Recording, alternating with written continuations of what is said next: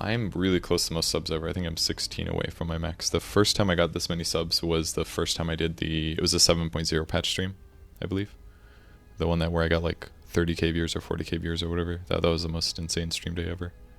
But I'm pretty close right now. But I did stream a lot right before Thanksgiving. I streamed like 38 hours in 4 days. Sure was crazy. You want to know for each color, who do you think is the strongest heroes for each? I'll give you my opinion on that really quick. Unknown. Okay. Axes, obviously, he has some of the best base stats in the game, 7, 2, and 11. His active card is really good. It 6 mana. It basically helps you clear the way for tower damage. It's kind of similar to Beastmaster's Roar in that way, but Berserker's Call works better if you're strong enough to kill your opponents. So Berserker's Call definitely very good. Beastmaster's okay. His spell's good, slightly situational. His summon is okay. It's not amazing. Centaur Warrunner is really good against red heroes because you can use Double Edge as a nuke basically. If a creep is dealing damage to a red hero, then you can Double Edge the hero to kill him. So I kind of like Centaur a lot right now. Grismac, that's a lot. Alright, I'm over. That's all I gotta do. Talk about bars. Thank you. I really appreciate that. This is the most subs ever. Thank you, man. Appreciate it. You've now wasted your money, Captain Met. But thank you. I do know that my shirt is green screen. I'm going to call it Ghost Shirt today. I put it in my stream title. When it's fully see-through, I call it Shirtless Stream. I think that's hilarious because you're not allowed to have a shirtless stream. So if any Twitch mods show up and they're like Twitch employees and they're like, dude, time to report the stream, then they'll realize it's all a terrible joke and they're going to have to feel a little bad. Bristlewax, okay. As a hero. Is this all of the subs popping up slowly now? It is actually just going to pop through. Do I have this in game too? Oops, wrong game. An artifact? Not sure. Did that interrupt them? Kind of looks like it interrupted them to me. Not really sure how this works. So this is the cheer cup. Sorry guys, I don't use this stuff very much. Okay, here it is, this alert. It's that one over here. I think it is. It goes over my picture. Maybe I should put this in a different spot. Maybe like down here or something. Will I do any sub games artifact? I think what's planned basically is that we'll do sub tournaments basically, because you can make tournaments in the game. You can create a tournament, and then I could send the password to subs, and then they could all join, and then I'd basically stream myself playing through the tournament. So it wouldn't necessarily be sub games, and you might not get to play against me, but that's like one way that you can actually play with a lot of people, because it's a 1v1 game, so it's not really super easy. Alright, let's get back to what I was doing, just talking about strong heroes. Keef is pretty good in draft. I usually like running him if I have any red, just because he's such a beefcake. His spell is really shitty, I think it's safe to say. 5 mana for 1 damage and 1 armor is not very good. Legion is really good. Duel is kind of a broken card a little bit, just because it basically guarantees you can get a kill. It's kind of like a gank, but for 2 mana. It's the original gank, basically. The black card gank is now better, because it can gank and you can battle heroes anywhere, not just in your lane. But Duel's very good. And it's also unit. I think gank might be hero only. Let me see. Oh, no, it's also a unit. Okay. Gank is basically a arguably better version of Duel, because it is 4 mana though, which is kind of a lot. So yeah, I think Legion Commander is pretty good. 8 damage. Maisie is situational basically. She's got really good stats. 6, 3, and 6 is pretty baller.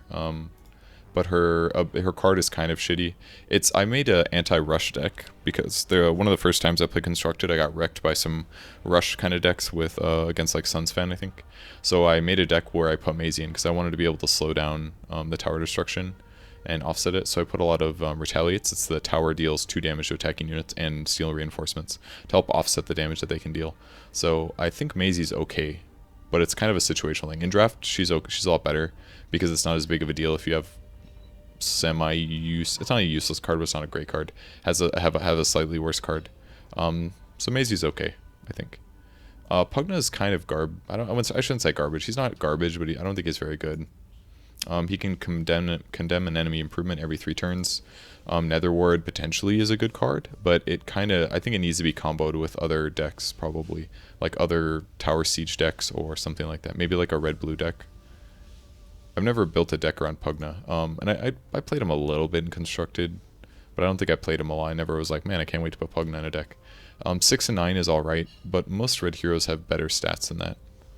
Because it's okay, but it's like black level colors, arguably. It's like very similar to Lich. Lich is 5 and 9, I think. Nether Blast is nice, but people will just adjust their play and not put their improvements in the same lane as Pugna a lot of the time. So, I don't know. It's good. He's okay. He's not bad. It's more utility based. He's basically like a hero that is unexpectedly red, is kind of the way that I see him personally. But I think it's fine. Like, I'm sure there'll be cool places to use Pugna. Sven is good. It's safe to say his spell is really solid. 4 damage permanently is good. You can put on any other red heroes, and then if you get the right items, like the Stonehall, whatever it's called, Stonehall sword thingy, Stonehall pike, is really good on Sven, because you just throw it on him and he just gains a lot of damage over the course of the game, and that gives him a lot of cleave. So Sven's can be really nice. When I'm playing against Sven's in draft, I just basically give up the lane most of the time, because it's really hard to outswarm it, because he's just going to kill your creeps even early on. He'll cleave everything pretty quick, but you can deal with him. You can also take face damage rather than let him cleave. That's also a solution sometimes. Tide is kind of a weird hero in that his base stats are kind of good. He just has garbage damage, and this is really bad because you won't kill a creep in one hit. And that's kind of really important for heroes, that they one-shot creeps, because otherwise you're not making progress every battle. But his health is ridiculously high. He comes with an armor. His spell is sort of garbage. There's the other red one. It's 1 mana, and it gives modify a red hero with +2 armor until end of turn with initiative. So it's basically the same card, except this one's permanent. Modifies 1 armor for the rest of the game only on a red hero. So part of the problem is that it's only on red heroes, so you can't even play Kraken on. You can't play like Tide in a dual color deck, really. You can, but the Kraken's only good on red heroes who generally already have the armor. In a lot of cases, they don't always have the armor, because there's definitely some people left out. Ursa is a good example. He'd love 1 armor. Sven would love 1 armor, for example. But this card is kind of bad, in my opinion. On the bright side, if you run Tide, then you don't have to run those other cards, because you can still get initiative for 1 mana, and then it's permanent 1 armor. So it's situationally an okay card, I would say. But I don't think you need 3 of them in a deck. If I could have like 2 or 1 in a deck, I would probably feel better about Tide. But obviously that's how the game is designed. So maybe it'll get buffed to be like, it won't be 2 armor ever. That would be way too good. But maybe if the mana cost goes up a lot, that would be kind of bad still, though. I think the first way you'd buff this card, if it got buffed, is modify a hero with +1 armor. That'd be one solution. But we'll see. The best thing about him, though, is definitely Ravage. This means basically the story of Tide in Dota 2 as well. Ravage stuns enemy neighbors, that's guaranteed 3 units, and then everyone else on the board, 50% chance to get stunned. And what's cool about Ravage is it's equivalent to like a 5 or 6 mana cost card. So rather than playing, because normally in a turn you only have so much mana, right? So if you Ravage with Tide, it's usually your first option. It stuns everybody, which means if they get stunned, they can't play cards. So if you get all the heroes, it's really powerful because it prevents their turn, and it combos well with Kraken Shell. You can Kraken Shell in a different lane. Then when Tide comes in a lane, you just Ravage before they can do anything. So you Ravage in a crucial turn. They don't get to play any cards, and normally when you play an ability that's that powerful, that's all you get to do for the round, and then your heroes attack, and then next round they're not stunned anymore. But you can Ravage to stun them, and then you still have your mana to play. So that part is really good. So that's basically why Tide is situationally good, is because in that one moment, that's when you have to like win a big moment, and it's only once per game basically. So he's okay, but he's I think he's situational. On draft, he's okay. I could see him be better and competitive. Timbersaw is kind of cool. His stats are kind of bad, 4 and 11, and he gets +1 armor for each of his attackers. So if it's just an enemy across from me, he has 1 armor. So he's a 4, 1, 11 generally, which is pretty good. If a lot of units attack him, he takes far less damage. But the best thing that Timbersaw has as a red hero is that he has AoE clear, and almost no red cards have AoE clear of any kind. There's like Retaliate, which is the tower damage reflection. But past that, red cards do not have AoE damage. They do not have board clear. They kind of rely on their heroes to be strong to clear the boards for you, like Sven, for example. They just don't have much board clear. But Timbersaw does. It does 2 damage to enemy neighbors and gives them -2 attack for this round. So if you have like some minus armor, for example, Whirling Death can be really good. It can also be really good for clearing creeps, like keeping your creeps alive by having them deal 2 less damage to your creeps, and then dealing 2 to kill their creeps faster. So Whirling Death is very good for that. And I have run them in some decks where I felt like I needed more wave clear. But generally, if you just need a red hero in your deck, and you're not looking for any kind of card combos, almost always Timber's not going to be your best pick. Like Legion kind of fits into any deck, for example. Does lots of damage, has pretty good survivability. Duel is obviously amazing, guaranteeing hero kills. You can use it at the start of a lane to kill the one hero in the lane. That way that hero can't play spells. Like Legion is just by all means on average better than Timbersaw. But sometimes Timber does way more than what a Legion could do, and that you can do AoE and clear board and also win some trades. So I like Ursa a lot. I probably play him in draft a little bit too much because he just feels better to play him than Keef. But Ursa's biggest weakness, in my opinion, is his Enrage card. It's good for attack and for armor, but you can only play it on a red hero. Similar problem as before. So on turn 4, he's very good at winning trades because you can just play Enrage and usually kill that person while staying alive. But it's only on red heroes, so if you play only one Ursa in your deck, it's kind of shitty because then you have 3 of these cards in your deck that you can only play in Ursa's lane when you need it to. And if he's already winning his lane, you usually don't want to play a card there because it's going to burn your initiative. So Enrage is definitely Ursa's weakness, for sure. And usually I'd rather run a different red card that beats it. But I mean, the -1 armor is nice. There's definitely decks you can build around it where you make your heroes do cleaves. That way he does minus armor to multiple people. And generally he's more fun to play than like Keef, but I would argue that Keef is, in many cases, better to play than Ursa in Phantom drafts.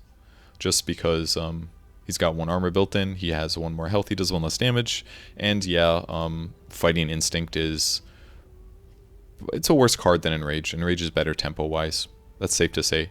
But I would never... Like, Ursa is just a little hard to use in draft sometimes, is the problem, basically. And he doesn't have board clear, just has Enrage and auto-attacking. But if you get lucky and he matches up against a hero and you lower their armor by a lot, and then you also have cards later that deal AoE damage or something, and that gets amplified, then Ursa can be really good. But he's a little situational. Most red heroes are good. If I look over all the red heroes and I'd say, who's the worst red hero? It's probably like Maisie, Pugna, Tide, Timber. Everyone else is like pretty good, by all means, if not very good. So most red heroes are really strong just because they have so much damage and they gain you gold by killing heroes and killing creeps and staying in the lane a long time. But usually that benefit only lasts for a couple rounds and then eventually there starts being some downsides to them. Blue heroes, Crystal Maiden is all around a generally weak hero is how you could describe her. Her best benefit is her passive, of course. You get 2 mana to your lane whenever you play a spell for the first time. So basically, if a spell costs 2 mana and you play it, you get to play it for free. So Crystal Maiden's really nice to combo with card draw cards, like Foresight to play 4 mana to draw 2 cards. You'll get 2 of that back, and then maybe you can play another spell and still be card advantage. Or you could play the swap one, it's 2 mana blue. You could play that one with Crystal Maiden, play that card for free, and draw a card, and basically not lose card draw for playing it. So CM is very situational in draft. In Phantom Draft, she's really hard to make work because your decks are less likely to work out, and usually you're not guaranteed to have strong lanes. And by lanes, I mean, do you have at least 3 really strong heroes? If you don't, then having a Crystal Maiden in your deck is going to be a liability, because when the turn comes, which is usually after the first round, that would be round 2, during this round, when you play her, if you haven't been winning some other lane, you're almost always going to play her into danger, especially if you have to play some other weak hero in your first phase. Dropping Crystal Maiden in at the start of round 2 just feels rough because you have to put her up against possibly a hero or have a gamble on a hero. Whereas if you have 3 real strong heroes that are already dominating the board or possibly getting one-shots on enemy heroes, it's easier to put CM into the game. But again, if they're in the right decks, CM's really good. She combos really well with Lion. Lion is the black hero who has mana drain. -2 mana to the enemy tower, but your tower gets +2 mana. But it costs 2 mana to play, so when you play mana drain, you actually lose 2 mana. But so do they. So it's basically like I think they're going to play Thunder God's Wrath, I'm going to lower their mana by 2. Mana drain's really good, but if you have a CM and you play mana drain, you lower their mana by 2, but you increase your tower mana by 2, and when the CM procs, then you actually increase. So it basically makes mana drain better if you have a CM in the game, because it becomes not only a -2 mana, but also a +2 mana. So it's equivalent to the green card. That's 1 mana. Stars Align. Play it for 1 mana, gives you 3 mana. So it's basically a +2 mana. But so basically, it would turn Lion's Mana Drain into that if you have a Crystal Maiden in the game. So that combo is kind of cool. That's probably one of the best CM combos. Her spell is okay. Frostbite, 2 damage, not piercing, just 2 damage, and it disarms them, so it can be good to like guarantee hero dies. Like for example, I almost got this trade off the other day, but it didn't work because they played the right card. But they had a Sorlakan down, who's an 8/6. She does a lot of damage, but she's a little squishy. On the first lane, she was up against a creep. So what I did was I frostbited the Sorlakan to deal 2 damage to her, so she goes down to 4. And then when she battles the creep, because she's disarmed, she can't do damage. The creep hits her for 2. Now she's down to 8 and 2. So basically means that with frostbite and 1 lane creep that spawns, I can, assuming my opponent doesn't play anything to solve the problem, that 1 creep will kill Sorlakan, which is a good way to use frostbite, for example. But for the majority of times, frostbite usually ends up being like a finishing spell. Deal 2 damage to a guy that has 2 life left right before he gets healed, for example, or a like try to damage control, but it almost never trades card positive, meaning that it's not very often you play this and it like crushes the board in a huge way. It's only in those other situations I was kind of talking about. So frostbite can be a bit limited, but it's really nice to help keep squishy blue heroes like CM alive, because it will help you win some of those trades or get free damage that otherwise you would die. So it can be good, but it's a bit situational, I think.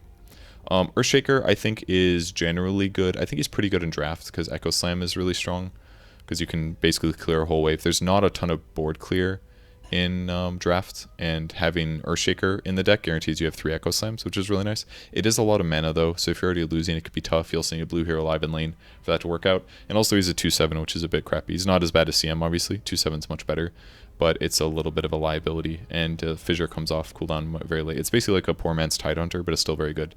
Basically the same. Stuns enemy neighbors, doesn't catch anybody else, though, on the board. But I would argue Earthshaker is easily better than Tide. It's pretty safe to say, just because Echo Slam is so valuable late game. But again, in a constructed match, you're probably not going to get to Echo Slam territory very easily before the game is getting close to ending, because a lot of constructed decks can basically win the game by like turn 6, turn 5 sometimes. So my current opinion is that Earthshaker is probably going to be garbage in constructed, but in draft he's good because decks aren't as efficient and they can't end the game as fast. But he's okay. I would definitely draft him sometimes, but it's scary grabbing him in draft because you don't always know when you're going to get the option to take Earthshaker. And if it's at the start of your draft, it feels kind of bad because you're like, well, I've got Earthshaker now, but I'm always worried about beefy heroes. And if you pick a bunch of like weak blue heroes and then also you need to fill in the gaps, then you might have to grab a lot of Keefs, which is going to hurt your build on your deck viability. So Earthshaker is definitely good. I would pick him pretty high priority in draft, but I'd be a little careful. Jimoi is kind of good. Every 4 turns you draw a card. He's a 3/8, which is okay. It's relatively good. It's basically good stats for a blue hero. Most blue heroes have worse stats in this. But his card has some trouble. It's not very good. Choose a unit, choose a combat target for it. It's good. It can basically delay things. It's really good in combo with red heroes. Like if I have an Ursa, I can make my hero attack diagonal and kill a hero that it shouldn't be dying, basically. It can also be used with Bristleback really well. Change Bristleback's target, kill a hero, gain 2 armor. Because whenever a hero dies, you get +2 armor. So attack direction changers is really good with Bristle. So Jimoi with Bristle was one of the default decks during packs. But generally, this guy's not very good because 3/8, like you might not realize it right away, but when your hero only does like 3 damage, it really adds up that your hero just doesn't do enough damage. He can't one-shot creeps. That's your first problem. And his card is selectively very good, but there's a lot of basic cards that do the same thing. There's a red card. There is, what's another card that does this? That's exactly the same. There's the 1 mana blue card that makes a hero taunt. Arguably, it's not the same thing, but it's kind of similar. There's the red hero card that does exactly this for 1 mana, except it's only for allied. You can't change your enemy targets. You can only choose your allied. So there's a lot of cards that are very similar as battlefield control. There's the blue card that's 3 mana, Compel. That one's choose a unit, choose a combat target for it. Literally the same text, except it also says draw a card. So it costs 2 more mana to play, but you get a card back while doing this. So arguably Compels are much better than Jimoi's active, if you can afford the mana. Of course, it's 3 instead of 1. And you can almost always be ready to throw that out last second if your opponents are winning. If you've already played a card in your lane and then your opponents do something reactionary that's going to wreck you, but you have 1 mana left to solve it, it would be nice. Jimoi with CM can be kind of nice. Compel with CM is probably the best one. 3 mana. Play it, redirect an attack, get 2 mana back, so it only costs 1. Basically turns Compel. If you have a CM basically and you play Compel, it's like playing battlefield control except draw a card, which is really good. Kana is very good. Is a very good blue hero. Her spell, or her effect, makes the 2 allied melee creeps that deploy always go into Kana's lane. So it's kind of bad because your other lanes end up being really empty, and you don't really notice the effects until you get into like rounds 3 and 4, where you're like, man, my hero's been by himself for a long time. That's because Kana's always stealing the creeps, basically. Her spell's pretty good. Summon a Hound of War for every damage unit. It's a 2/1 creature. And then, yeah, she spawns creeps in her lane. But her stats are really good, 2 and 12. So you can open her in a lane and it's fine. Because no, I don't think anybody can kill her. PA, the hero that does the most damage is either Bounty Hunter. If he gets his proc, he can deal 11 damage, and PA does 10 base. Debbie does 9. So nobody can one-shot Kana, which is kind of nice. You can keep her alive for at least 1 round. And if you have cards like the swapping one for 2 mana, I should look it up because I keep forgetting what it's called. Cunning Plan. If you have Cunning Plan, it's usually good to run Cunning Plans if you have squishy blue heroes, especially if they open. That way in the first round you can save them, for example. Ventriloquy, here's another example of a 1-cost card that kind of solves it. This card, Diabolic Relevation, is really good with Kana. That's why she's on the art. Basically, draw 2 cards and you deal 2 damage to all of your allies in all lanes. So every single one of your allies takes 2 damage. But the benefit is that if you do this, you draw 2 cards, first of all, and if everybody in your lane takes 2 damage, which normally will put a creep from 4 to 2, then they're all damaged, and then you can play Prey on the Weak. So that card is really good with Kana. I almost never grab it in draft, and I don't think I've ever seen somebody play it, to be honest. But this card with Kana is arguably extremely good. I think Singh did combos with this on his stream to make it stupid amount of units. Luna is maybe the best blue hero. Maybe. Generically, she's pretty much always pretty good. Her stats are okay, 3 and 8, and then she does 1 piercing damage to an enemy unit every round. If that piercing damage hits a creep, then she one-shots a creep that round, which is really nice. Her spell is just fantastic. It scales great throughout the game. It's a really good board clear. If they have a stupid amount of units, it doesn't work, but it pretty much solves a lot of problems. If they have a shitload of units, or if they have a lot of units, Eclipse is good. If they have a lot of really strong heroes, Eclipse is really good because it deals piercing damage. The charges grow based on how many times you've done a Lucent Beam in lane. So if you keep your Luna alive longer for more rounds, then Eclipse will be stronger faster.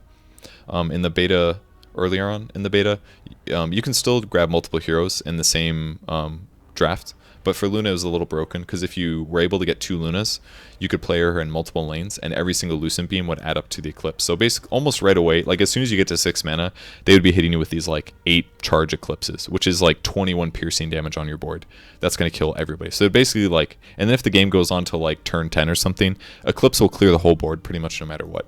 So Eclipse it was really good, but they nerfed it so that I think you only get 1 Lucent, it only tracks the 1 Lucent Beam. So basically, if you have 2 Lunas alive, you only get 1 Lucent Beam, but if one of them dies, you still get a Lucent Beam on the other lane. So basically, keeping at least 1 Luna alive at a time would pretty much guarantee your Eclipse gets real strong real fast. But I like Luna just in draft just because she's uncommon, so she's not super easy to get, but for blue heroes, she's a very safe pick because she is pretty good in the lane, and her spell is really fantastic as the game continues. But she obviously works a lot better if you have multiple blue heroes. Generally, running like only 1 blue hero in a Phantom draft deck is going to be a bad idea.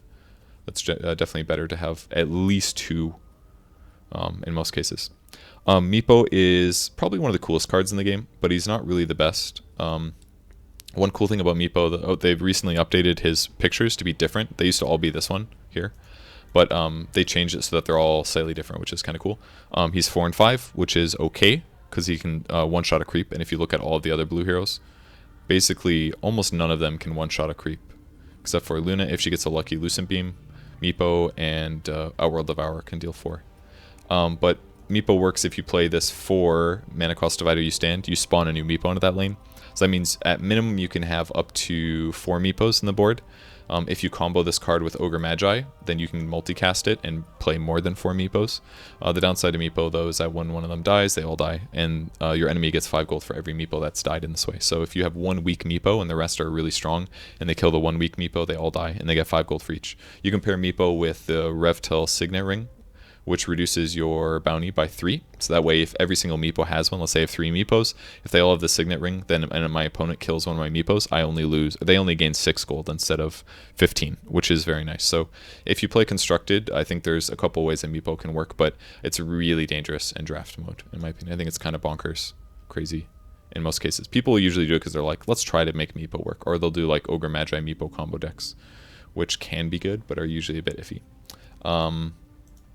But yeah, Poof moves the Meepo to an allied Meepo's lane, deals 2 damage to the new enemy neighbors. If you're in place, basically if you Poof on top of yourself, you'll still deal 2 damage, and you usually won't move your hero. But if there's empty spaces on your board, then I think it's random where you appear. I might be wrong on that. I'm not 100% sure how that works out. You can also Poof your Meepo from your lane to a different lane, in which case they would Poof to an empty spot in that lane and deal 2 damage. If you got 2 Poofs, you clear creeps in front of you.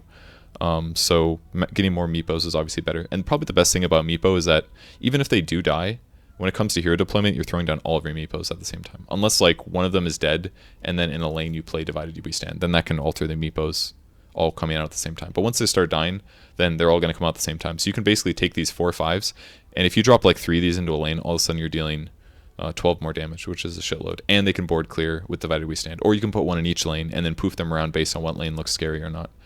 So it's potentially broken. This card's like, could be broken. It's just not quite there yet, I think. I think in Constructed it has some viability though. I made one deck that I felt okay about. Ogre Magi in draft mode is probably pretty safe to pick if you're playing blue cards. 3/7 is okay stat-wise. He's pretty beefy.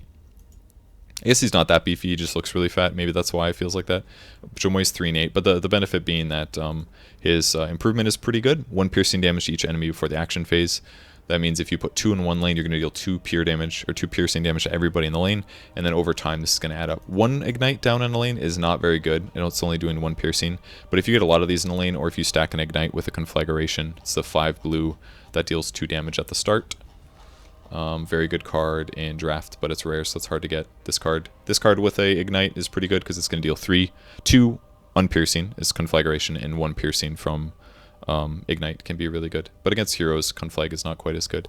I've seen a couple of people run like multiple ogres in decks before, and it's not too bad, just because partially because they get so many damn ignites, and when you have that many ignites, you have 6 copies of this card, and then it becomes much better, because the more copies of ignite you have, the far better it becomes, because you're going to start, God forbid you have 4 ignites in a lane, but every creep that spawns there is going to die as soon as the lane starts, unless there's a way to give them more health, but you'd have to play a card to do that.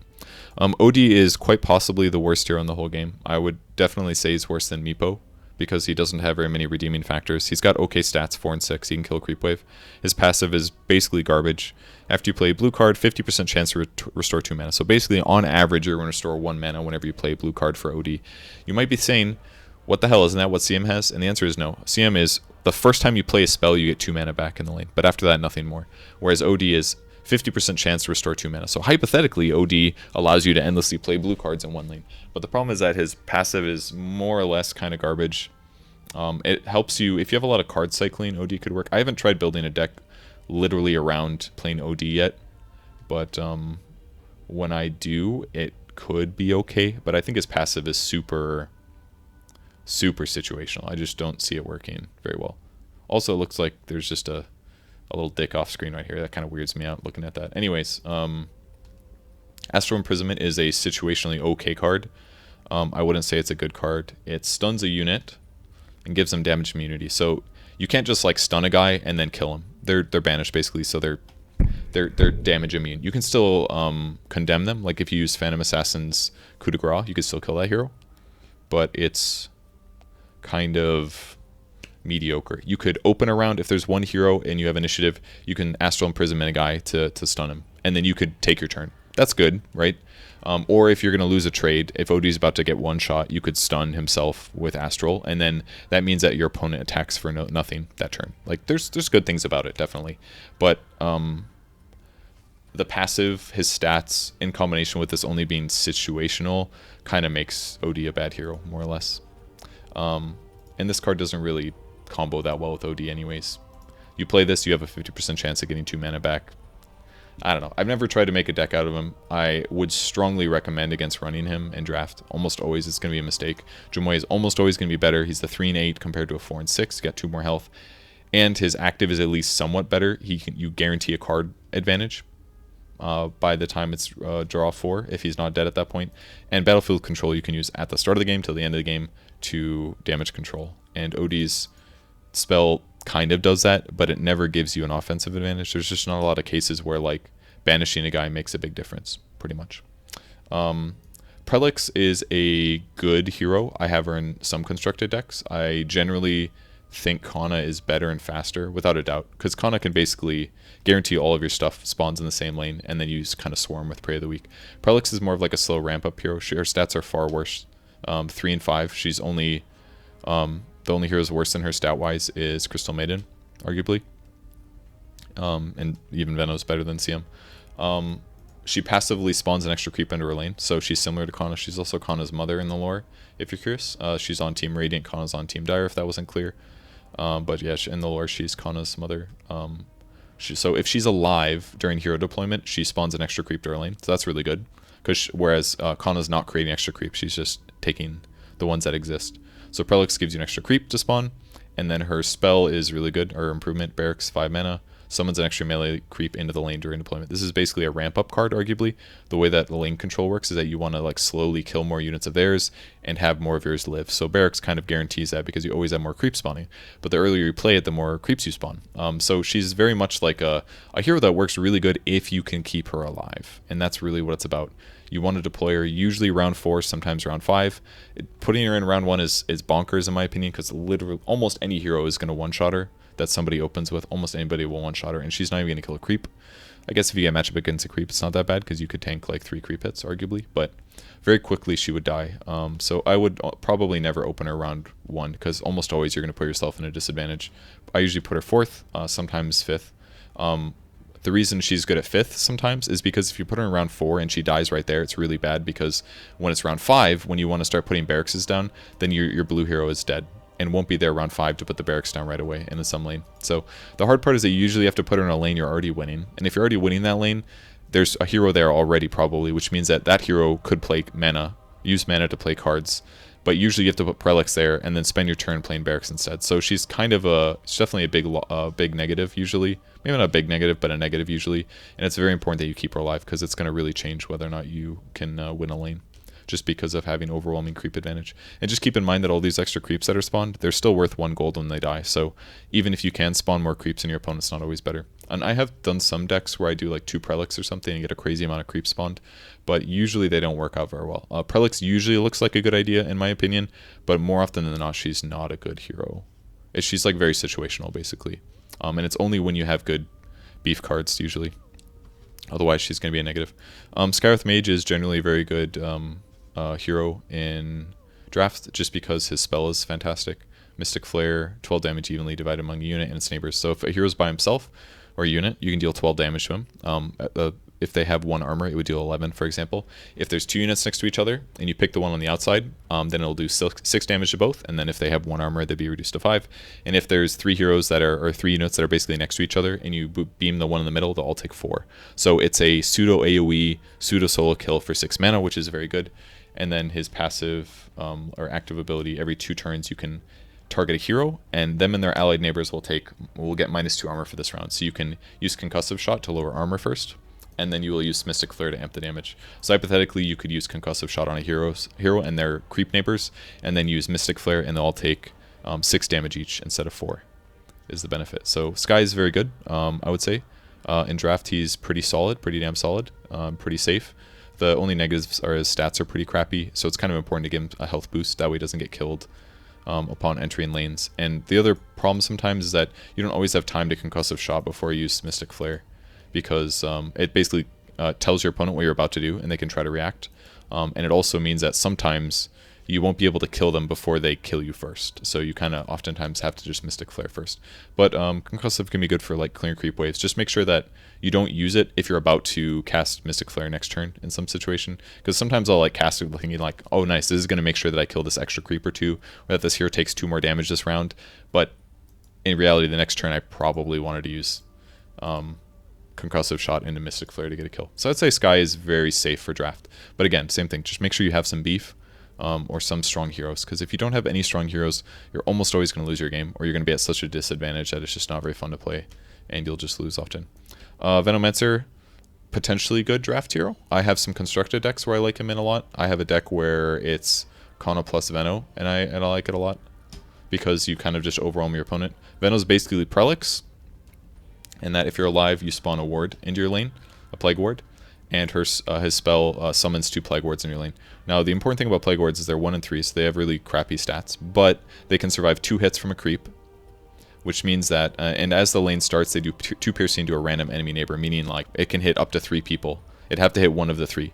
So if there's only one person that's an enemy neighbor nearby, they'll take the 2 piercing damage. So if you have a lot of wards on your side, and they have few units, and place a new hero into the lane, that guy could take like 6 pure damage or piercing damage, which is good.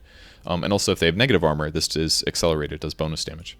But Veno's stats are pretty crappy, 2 and 6. I've seen some people open with him first round. I think it's safer to do that than Pollux, just because he's got a little bit more HP, but it's still pretty dangerous because so many heroes that get open with will one-shot him, including a lot of basic heroes like Maisie will one-shot, Keef will one-shot, Centaur will one-shot, anybody with return damage, Legion will one-shot. So many of these heroes are going to one-shot Venomancer.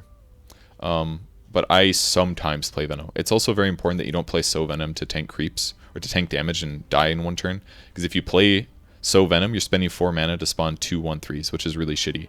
But if these stay alive until the start of the next round, then it's okay, because they'll help clear the board and stay alive and deal a little bit of damage. It's also really good if you amp up their damage with like bonus tower hits from like Sorlakan, who makes creeps deal 2 bonus, or units deal 2 bonus damage when attacking a tower. Then when your Veno wards are hitting a tower, they're actually dealing 3 instead of 1 each, for example. Zeus, very good blue hero. I don't know if I'd say very good. He's good. He's better and constructed for sure, because you can abuse his passive and his card better. His passive is when you play a blue spell, it does 1 piercing damage to enemy neighbors. That's up to 3 units next to him. That can be very good, especially if you're playing cycling cards like Cunning Plan. Swap him with an allied neighbor. You can put him closer where you want him to. He'll do 1 piercing damage, and you draw a card to get your card back. And if you also have a CM in the game, then you'd play Cunning Plan, move him around. He would deal 1 damage to everybody. You draw a card, you get 2 mana back, and then you could, who knows, maybe play another Cunning Plan. You can play a lot of cards to basically slowly board clear. If you cast 1 spell, he does 1 piercing damage to the guy in front of him. Therefore, he can one-shot a creep wave. He can one-shot a creep if you play a spell.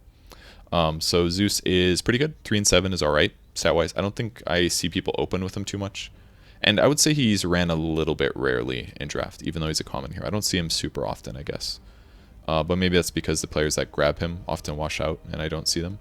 I don't know if draft is still based on like what your current win-loss is or not. I'm not sure. 4 piercing damage to each enemy hero on all lanes. It's very good, especially if you can play it twice in the same round. Like, if the start of round 7, I play Thunder God's Wrath, and then the middle lane, I also play it. All of a sudden, every hero takes 8 piercing, which more often than not kills them. If they have minus armor, it's amplified too. And if Zeus is in front of a hero, when this happens, he'll play Thunder God's Wrath. Everyone takes 4 damage, and then they'll also take Static Field. So if there's a hero that has 5 health in front of Zeus, Thunder God's Wrath is really good, because then you're going to kill them as well. So Debbie would be a good example, having 5 health. Lion 5 health, for example. But this works best if you can play 2 as fast as possible. So if you have something like a Satyr Magician, fully restore your tower's mana, put that down before turn 7, and then when turn 7 comes, you can Thunder God's Wrath, restore your mana, Thunder God's Wrath again, assuming that they don't have a way to kill your Satyr Magician or your blue heroes that would allow you to play the card in the first place. So that's all blues. Now we just got blacks and greens. Bloodseeker is a hero that I wish was good, but he isn't quite good. He's kind of cool and unique in what he does. One thing that black is really lacking is none of them have armor, number 1. So creeps will slowly kill these heroes no matter what, assuming you don't apply an item to them or heal them or whatever. Bloodseeker gets a full heal if the unit that's blocking him dies. He doesn't have to kill it in combat. It could be like Bloodseeker's attacking a creep, and I use Slay to kill that creep. He will heal right then and there, for example. But his survivability is not great with 6, but his damage is actually very good at 7, I would say. Most black heroes have pretty good damage, actually. Almost all of them. The lowest by far is Storm, but that one's even abnormal and not really true. But his damage is pretty good. If Bloodseeker is good for just slaying creeps endlessly, basically. You just sit there and like kill a creep, full heal, kill a creep, full heal. He's a hero that like I know is going to be fine and alive in most cases, and I don't have to spend money to heal him. Like for example, when you kill strong heroes, let's say I kill a strong hero with my bounty hunter, or I kill a hero with my bounty hunter and I barely survive. I have 2 HP left or 1 HP left. That means the next round I'm gonna want to use a healing salve to heal bounty hunter, or I'm gonna want to put a cloak on him to get his health up. But the problem is that if I get 5 gold killing a hero and then I spend 3 to heal him with a healing salve, then I've lost 3 of my 5 gold. So it kind of sucks, right?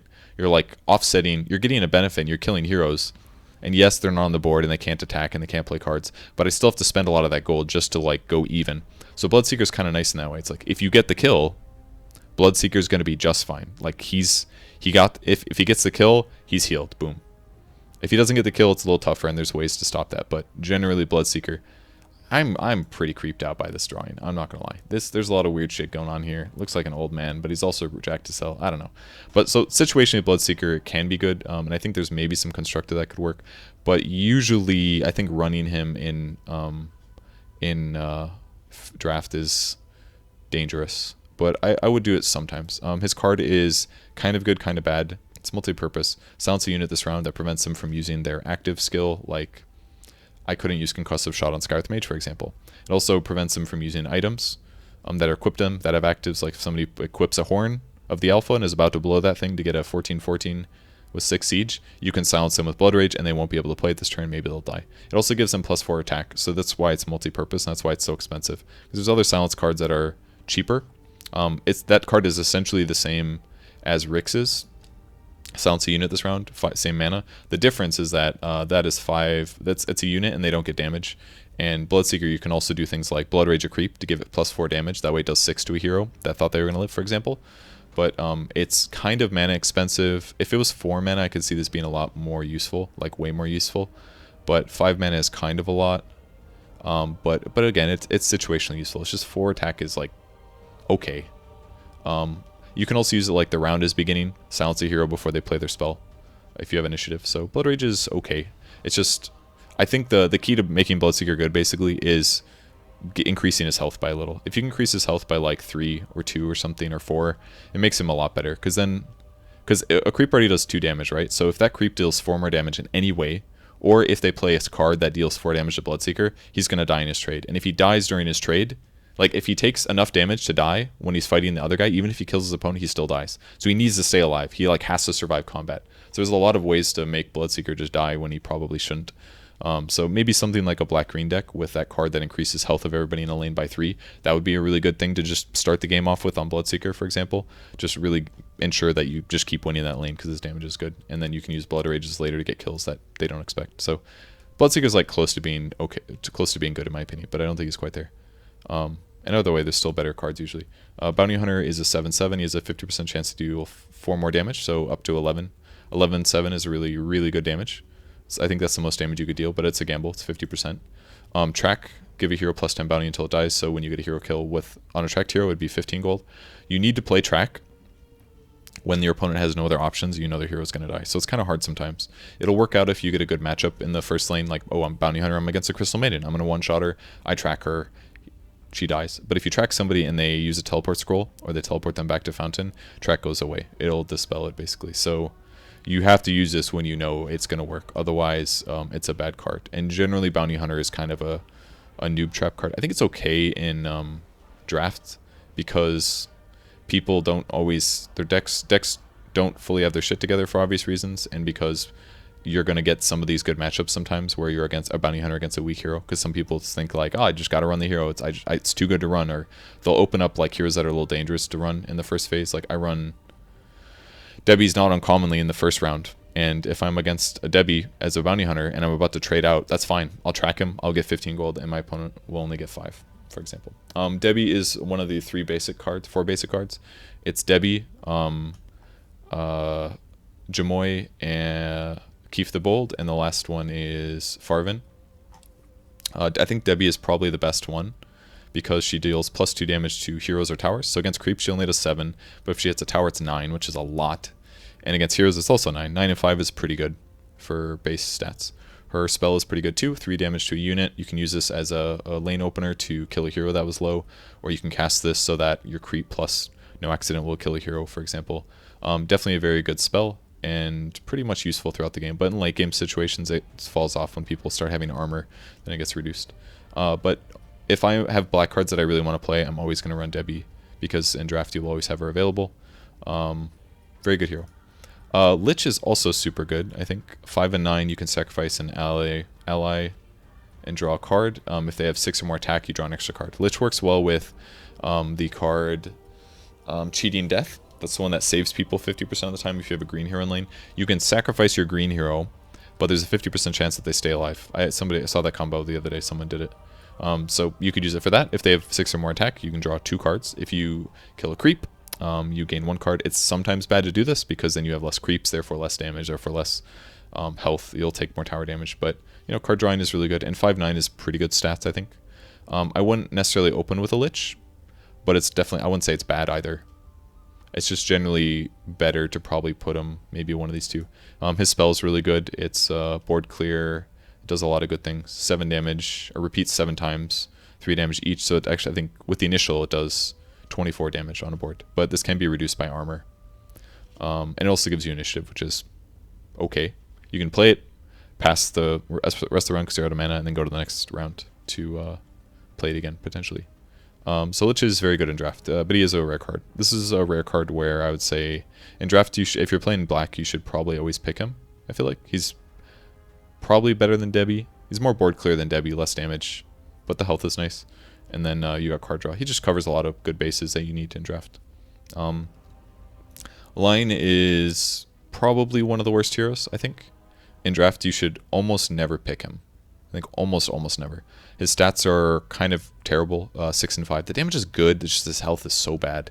5 health is so little. It's very easy to just die in your first phase. Like if you're up against a creep, all they have to do is 3 more damage to you, or boost the creep's damage by 3, or so many other things. His active is cool, 8 piercing damage to unit every 4 turns. You can basically do this once per game. And they're always going to see it coming, because they're like, oh man, Finger of Death is up next turn. Sometimes it's just better to leave an or a line in one lane. Like when he's got Finger of Death, just like ditch the lane and go somewhere else, because that's almost always like a hero just dying for free. So in some ways he's a better version of Sniper, but the negative is that Mana Drain is kind of a garbage card. If you don't combo this with a CM or something else, or if your opponent isn't very spell based, if your opponent's like lots of blue and you know like, oh, he's gonna play Mystic Flare or he's gonna play Zeus's Thunder God's Wrath, then Mana Drain's pretty good. But if not for that, then Mana Drain is kind of just a dead card in your hand that ends up being something that you might play like just in case, and it ends up not being useful. There's a lot of cases where Mana Drain is just not very good. And the fact that he's 6 and 5, which is pretty weak, and the fact that Finger of Death is such a long cooldown just makes Lions kind of just a bad hero most of the time.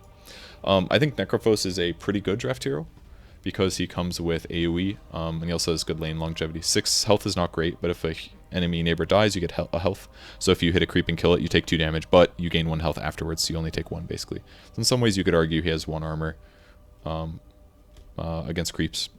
But if a lot of heroes die, or if you stay in a lane a long time, he's really good. His health gets really high, but usually kind of just offsets the damage that he's taking. Heartstopper Aura is pretty fantastic, but it has a lot of build up. Modify black hero, 2 piercing damage to the hero's enemy neighbors before the action phase. So it costs 4 mana to do this, and it doesn't actually work until the turn after. A lot of times you'll play this card on a Undying or a Necro, for example, and he'll die right there, and you won't get the benefits of Heartstopper until the turn after.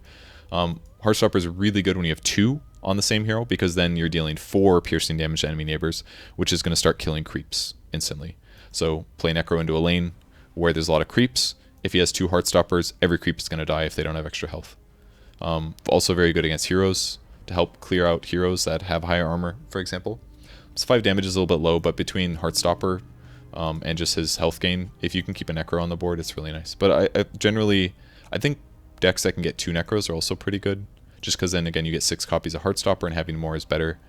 So draft mode he's pretty good, but in constructed I think he's not the best.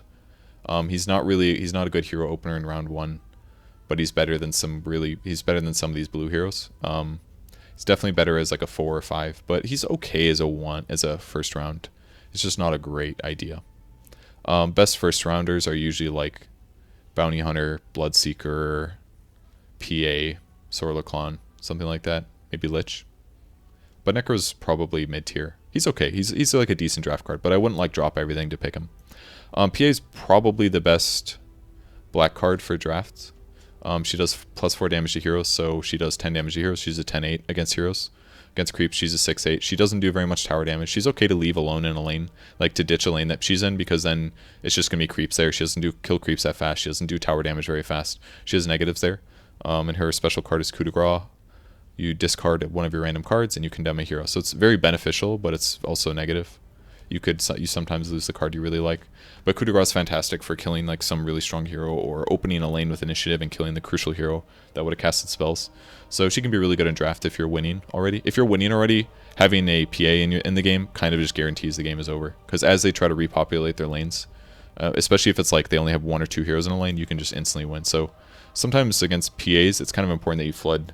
You kind of like hard commit to 2 lanes early, and usually the lanes that she's not in is the way to beat her. But she also slowly dies to creeps, and usually these trades cost her a lot as well because she only has so much health. So, Sniper, fantastic in draft. Kind of weak stats, 5-6, but I like 5-6 better than 6-5, for example. But a little vulnerable. Headshots every 3 turns, deals 5 damage to a unit. Headshots a lot better than Finger of Death, in my opinion. Because 8 piercing is fantastic and all. It's going to kill a lot of heroes, no matter what their armor is. But 5 damage every 3 turns means you're probably going to be able to use this twice per game, minimum. Kill creeps, finish off heroes, lots of benefits, and then his special 10 piercing to a hero in any lane. So it's basically like a flip of Line, kind of, except Line's worse. Line doesn't have a nuke in mana drain, but he's got piercing damage as his active. Sniper's got piercing damage as a spell, and it's 10 piercing. If you have more than 10 health, then Assassinate doesn't work, but it's kind of hard to make sure all your heroes are above 10. But Sniper's good. Sniper's a pretty damn good hero, I think, for helping board control in late game situations. Sorla Khan is maybe the best black hero. I think it's very close. She's definitely one of the best 3, without a doubt. 8 and 6, +4 damage when attacking a tower, so she does a massive 12, but she's only got 6 armor, or 6 health, so she's not very survivable. But if you play her with things like Slays that kill an enemy creep, you can kill the creep in front of her, then deal 12 damage to the enemy tower. You only have to hit 4 times to kill a lane with Sorla Khan, and her improvement is fantastic. +2 damage when attacking a tower.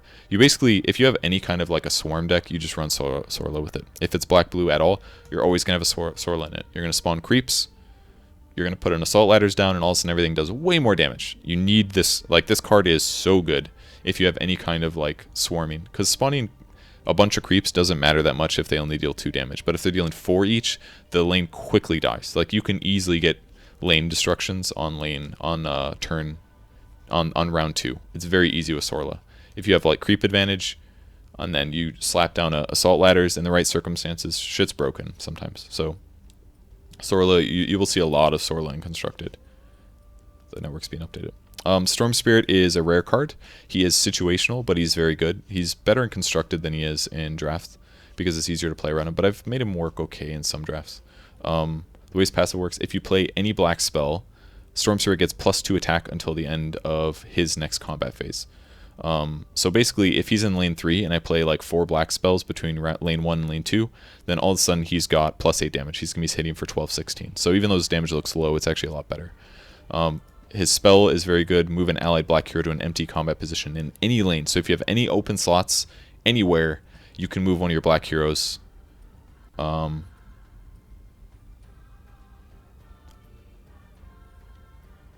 I haven't checked to see if you can cast this on a different lane. Like, can I Ball Lightning a black hero in a different lane to my current lane? I haven't checked if that's possible. It looks, based on the text, like it is. Because this means that you can play it in any lane. It says use mana and heroes from the active lane, but can be played into any lane. That probably means that you can only use a hero from your current lane to move them, I think is the way that it works. Offline mode. Say Tuesday. Oh, I fucked up. I do this all the time. I literally start streaming right before the servers go down. I do this all the time. This is the patch time for Valve. So Dota should be down for like 40 minutes, and hopefully Artifact is down for less. I had this issue. I have this issue like every Tuesday, man. You've seen people Ball Lightning Storm into the lane. Okay, so maybe it does work. Maybe you can move a hero from a different lane into your current lane. But if so, this is a really good card because it's basically like a blink dagger. It's an item. Basically lets you reposition your hero to a better lane. Or if I'm in front of a hero that's going to deal damage and kill storm, I can move him over, for example. If you have a full lane, then you can move him to the outskirts where there's no creeps. You might still get an arrow to angle in, to attack in, but storm is potentially very good. It's just it's scary to pick him early on in draft when you're not hard committed to black cards. So he's definitely one of those situational ones where he's definitely works out a lot better in the later draft areas. But I had one deck where I had in draft where I had a lot of the coordinated assaults. I ended up getting 2 of these cards in a deck, so I had 2 coordinated assaults. So every time I'd play a black card, I would not only get +2 damage on storm, but I would also give more damage to the hero I had this on and the ones next to it. So it was really quick. I could like play cards to get some board control, but get extra benefit in that. Like storm would be getting damage and I'd be getting coordinated assault. I could kill towers really quickly, and with the repositioning I could guarantee kill those towers. So I think storm is pretty good. Definitely high skill cap though. And his HP is not very high, his health isn't very high, but his damage potential is really huge. Oh, if you're disarmed and combat happens, you lose your damage bonus. I found that out the other day. That sucked. I got like frostbite or something, so I lost like this like 12 damage bonus. It just goes away, unfortunately. Which doesn't make sense because in Dota 2, if you don't attack, your overload proc doesn't come out. Tinker is a really good rare hero. I think this is the best hero in drafted. If you have good black cards, you should always pick Tinker instantly. He's rare, super rare, hard to get. He's 7/5, which is good stats damage-wise. He's a little squishy, but he's good damage. Lasers every 3 turns, deals 3 damage and disarms. So if you're worried about dying, laser the man in front of you. You deal 3 damage, they won't be able to attack you. Problem solved, basically. So that's good. Very good board clear. And his card is a 3-turn conflagration that also damages a tower. So you play this. At the beginning of action phase, it does 2 damage to everybody in the lane and 2 damage to the tower, and then after 3 turns, it's gone. It doesn't do anything. It still sits there as an improvement, but it doesn't actually spawn more March. But usually, in Constructed, I think this card is potentially very good. It's better in Draft, I think, but I do have a deck where I thought Tinker was better in versus other heroes. But March is really good in Draft because it's basically a conflagration, the 5-mana blue card, which is also rare. The benefit being that you get 3 March of the Machines if you draft Tinker. Whereas if you draft Conflagration, that's only 1 Conflagration, and if you draft it, it's good, but you're never going to get more than 1 in a lane. But obviously this is longer term, so in lots of ways that's better. But in draft, this is just fantastic, because it helps you, like let's say you play a lane where you like win a trade or something. What is this? Where am I getting this? Okay, there we go. Let's say like you have a lane where some hero's got 2 health left, but when the turn starts, he's going to give himself a cloak to heal, to increase his health. You just, in a previous lane, you just play March of the Machines in that lane before you get there. That way when the lane starts, the hero dies, for example. Killing people like that at the start of the lane is really, really good. Super strong. Winter Wyvern is uncommon. 6/6 is okay. Not tons of health, but damage is okay. If you use Arc Burn, you get +4 attack and you get to move him. So the best thing about Winter Wyvern is that you can move her out of places where she's going to hit a creep and move her to a place where she's going to hit a tower. Deal 10 damage that way. That part's really good. Using her to kill heroes is okay, but she's a little tricky in that way. I think her card is not very good. Disarms 1 unit to end of round, and their allied neighbors will battle it. So it's kind of like a kill 1 unit card, but it doesn't always work. And it will never kill more than 1 unit, and it doesn't affect an AoE really. It just disarms the one guy that's getting attacked. This card would be a lot better if you disarmed the people that attacked the guy in the middle after the combat was done, because then it could affect 3 units, but it doesn't do that. It's a situational card. I will grab Winter Wyvern if I have some beef and I want a hero that's not Debbie. Like a little variety is good because she's good at like hitting towers and ignoring heroes basically, but I don't like her that much in draft. If you overpick her, it's going to be a problem. Be a little selective. All right, green heroes. I'll just keep going with this. I kind of wish that I would have started this right when offline hit instead of playing, but oh well. Abaddon, he is pretty good. I have him in some constructed decks. 4/9 is alright, and then every 2 turns you can fully heal him and give him damage immunity. You have to do this before you die. You can still be cut in half by things like PA's coup de grace. And his spell is situationally amazing. Sometimes good, sometimes not needed. 2 mana, gives a unit 2 armor and 2 retaliate. That's like return damage. If you take any damage from a combat source, you'll deal 2 damage back to them, whether it's cleave or whatever. Purge your opponent's effects from a unit is really, really good. Hey, that's me. You can use this for a lot of good things. I could remove... if a Necrophos has Heartstopper Aura, I could remove it from them. If a Bristleback has +2 armor because he's killed a bunch of my heroes, I could use Aphotic Shield to give him 2 more armor that turn, but it'd remove all of the Barroom Brawler benefits, for example. If somebody uses Double Edge on a hero, I can remove that with Aphotic Shield. It could be permanent buffs, it could be Nasal Goose. There's just a lot of times where Aphotic Shield is amazing. But there's also other times where it's like, oh, 2 armor and 2 reflected damage isn't going to make a difference, so the card doesn't end up being very useful. But against debuff kind of heroes, Abaddon is already just strong by always staying alive and having decent stats. But it's definitely a little situational. But if I'm looking for a generic green hero, I'm always going to run Abaddon over a Farvin, for example. So definitely grab them in draft if you don't have a green hero yet. Arguably the best... In draft, there's basically 3 power heroes, I would argue. Chen is one of them. He's rare. It's really hard to get. You get to control an enemy creep every 4 rounds. Usually you want to save this until it's like an actual creature and not just a creep, but you can definitely drop them in a lane and control a creep, take over a creep that allows your hero to do tower damage. He's very good for that. And Hand of God is also really, really good. 7 mana, fully heal every ally on your board, and they all get damage immunity. So if you play like these 2 rounds in a row, you basically just guarantee your creeps don't die unless they get condemned by coup de grace or something like that. Hand of God, very good. And you get 3 of these, so that's the biggest benefit. But Chen's base ability is great. His stats are good, and his card is super good. I would say his ability is super good, and his card is super good. Is safe to say. So there's a lot of benefits to Chen, and his stats aren't bad, so totally fine to run him. Darkseer 5 and 9, situational hero, surge an ally to another lane. You could throw a creep into a better place, so you can win a lane with a big boy, and then toss him over to another lane to win that lane too.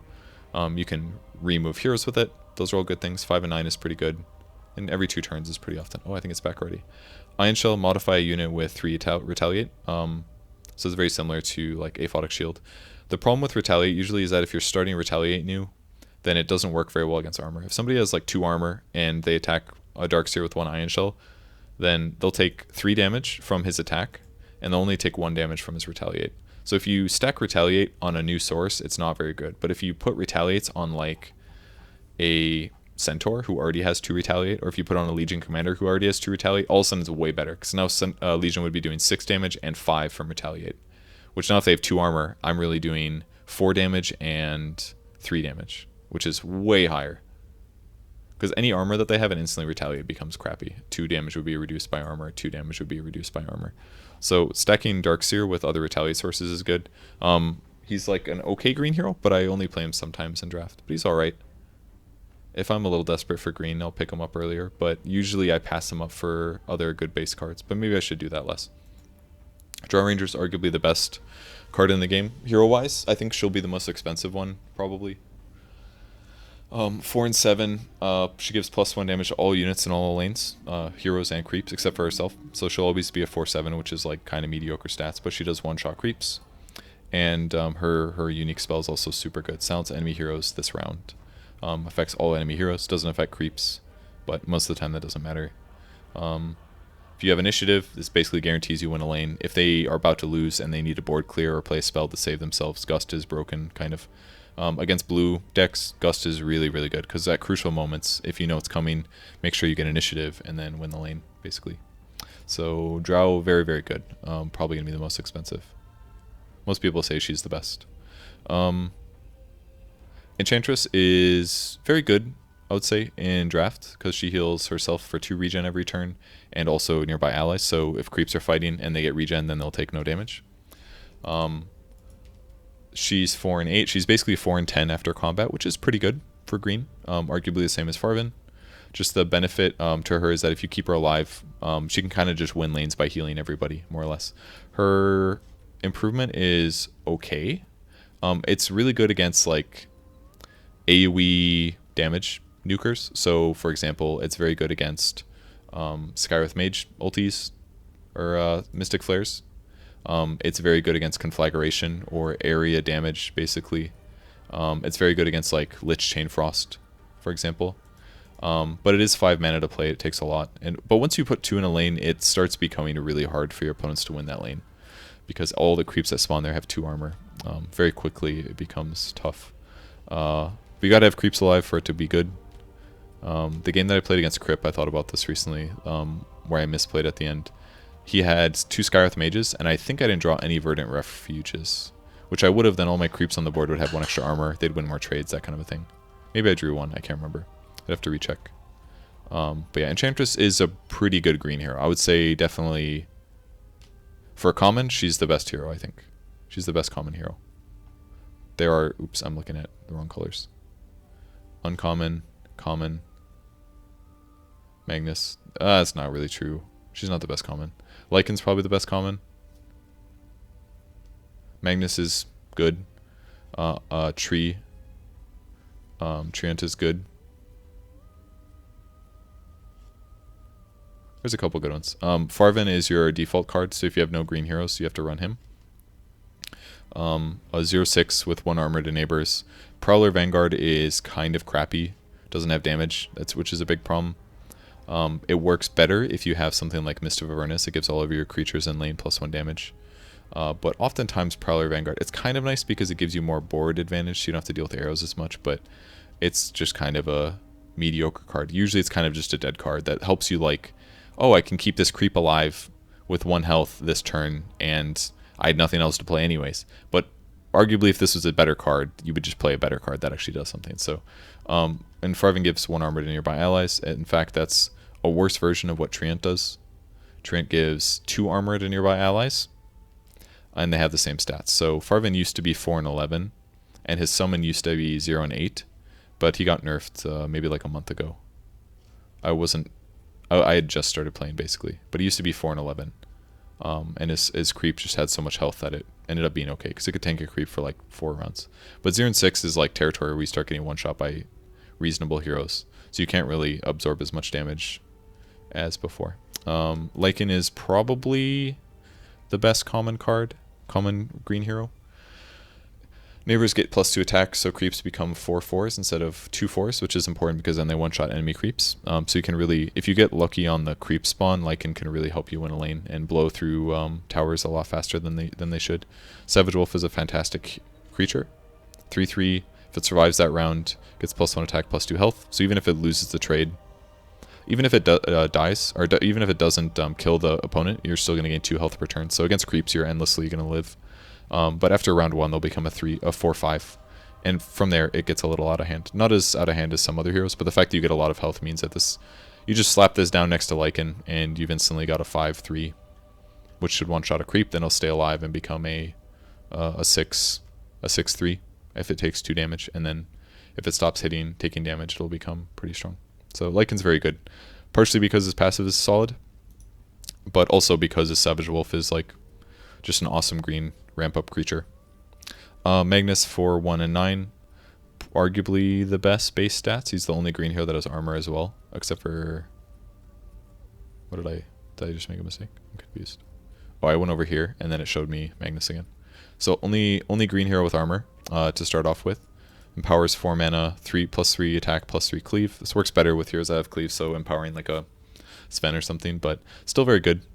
+3 attack basically means he's a 7, 1, and 9. You can do that round 2, which is really good stats. So he's a pretty good hero.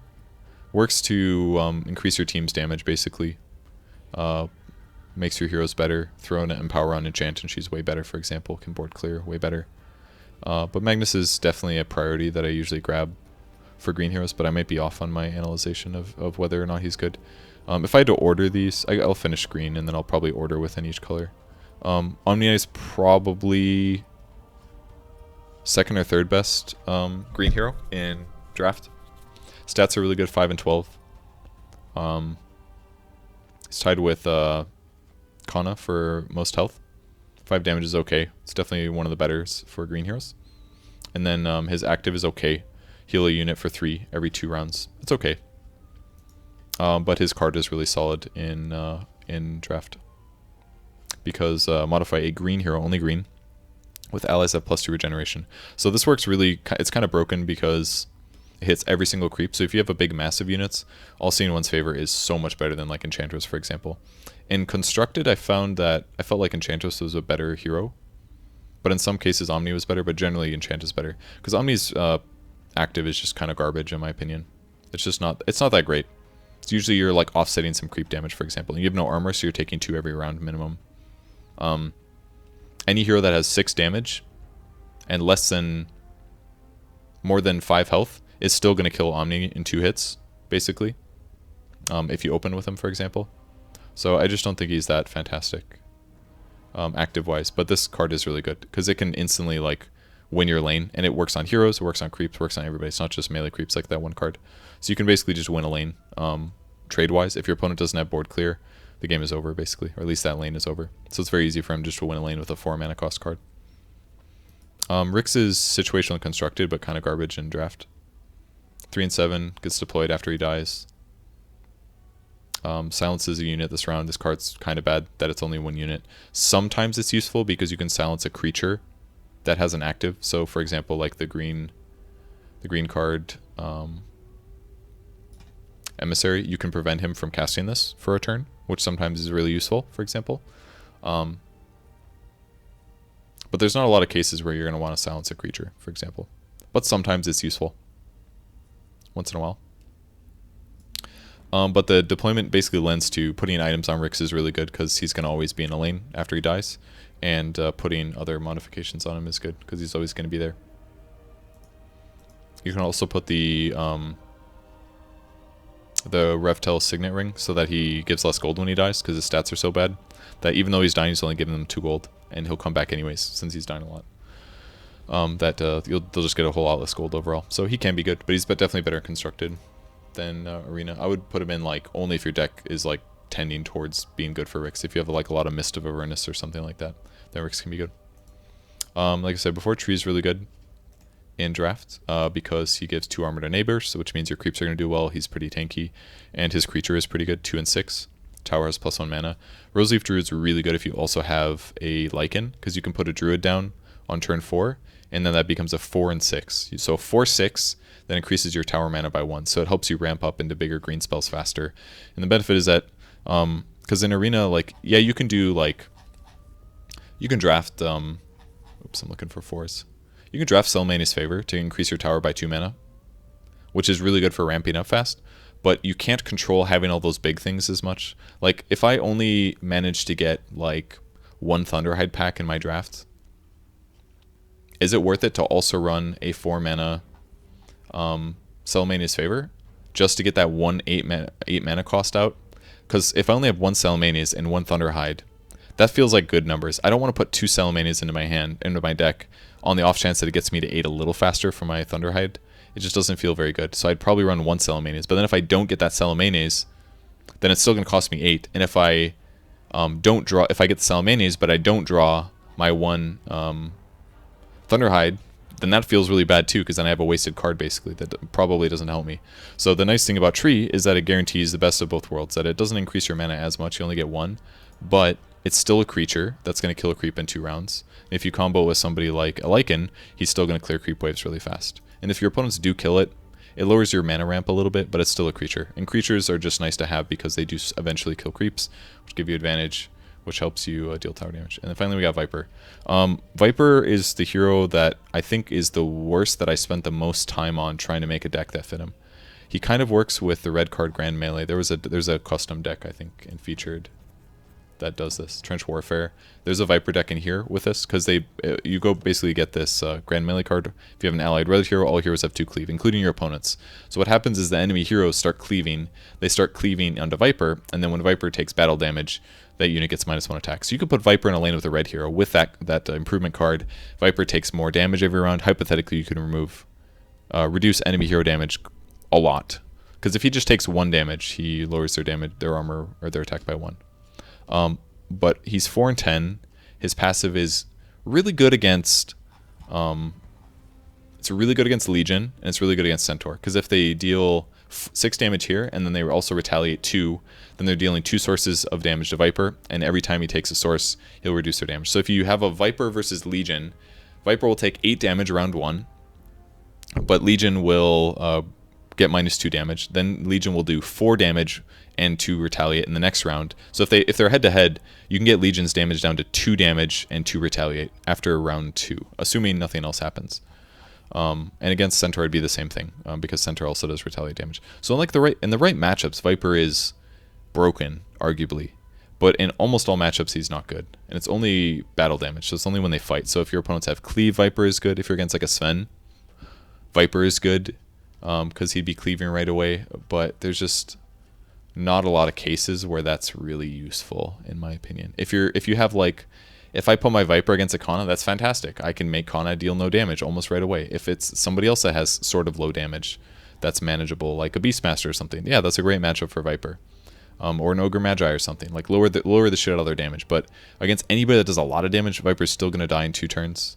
And Corrosive Skin won't end up mattering too much, because usually you only get like 1, maybe 2 on the same guy of damage reduction. Viper Strike is probably one of the worst hero-specific spells in the game, I think. I would definitely... This is basically the card that I thought, like, I gotta try to make this work.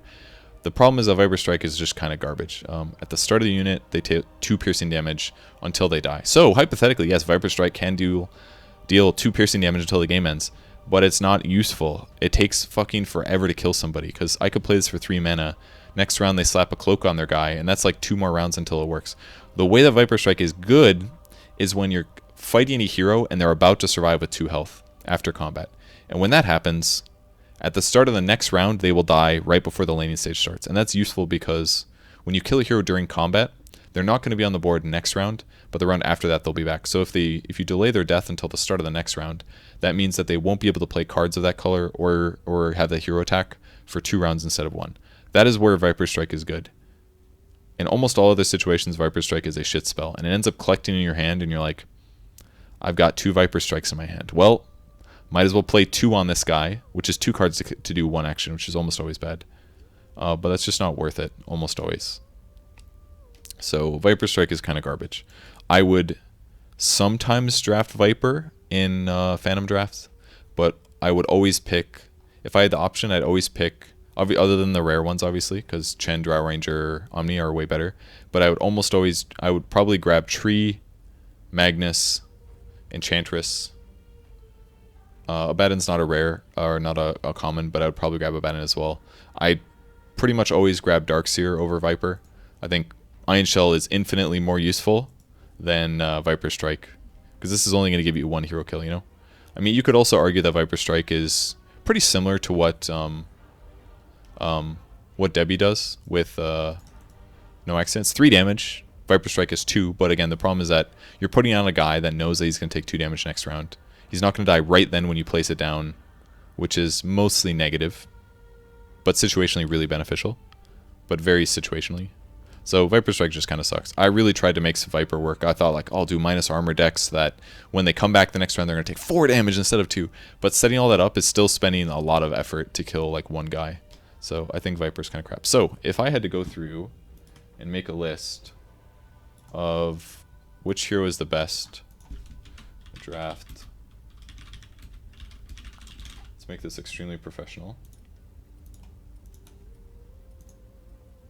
Let's expand this a little bit.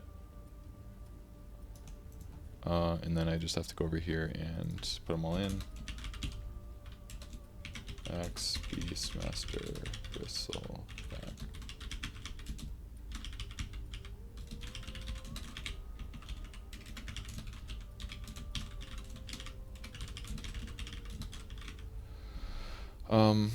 It's probably like Axe, Beastmaster is going to be down a little bit farther. Legion is going to be up here. Pugna, Sven's going to be like up here somewhere. Probably above Centaur, at least. Tide, Timber, Ursa. I would probably put...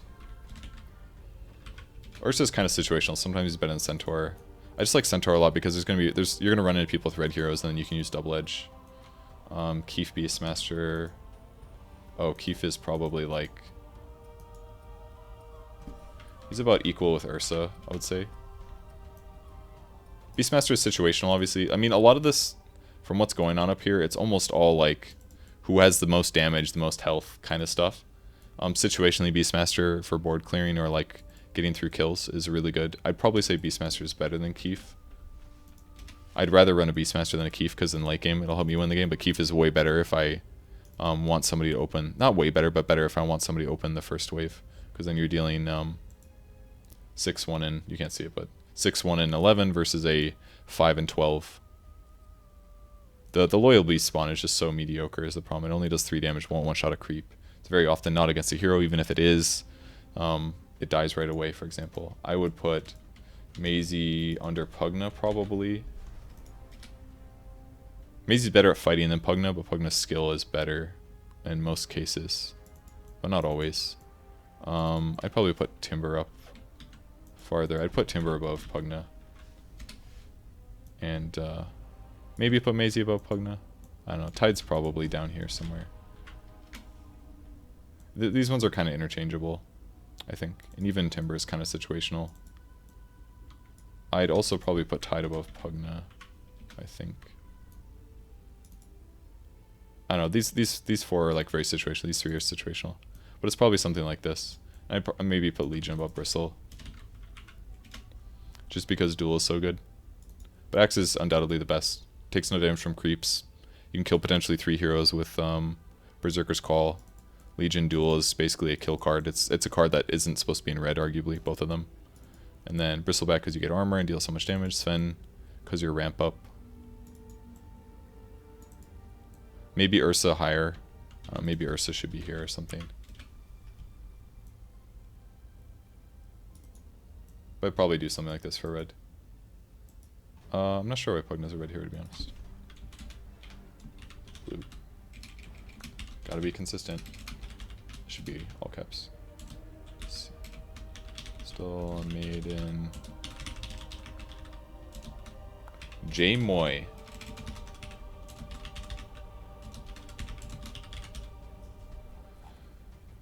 Meepo. Ogre. Let me just put entries in above him since I already know what I'm gonna do.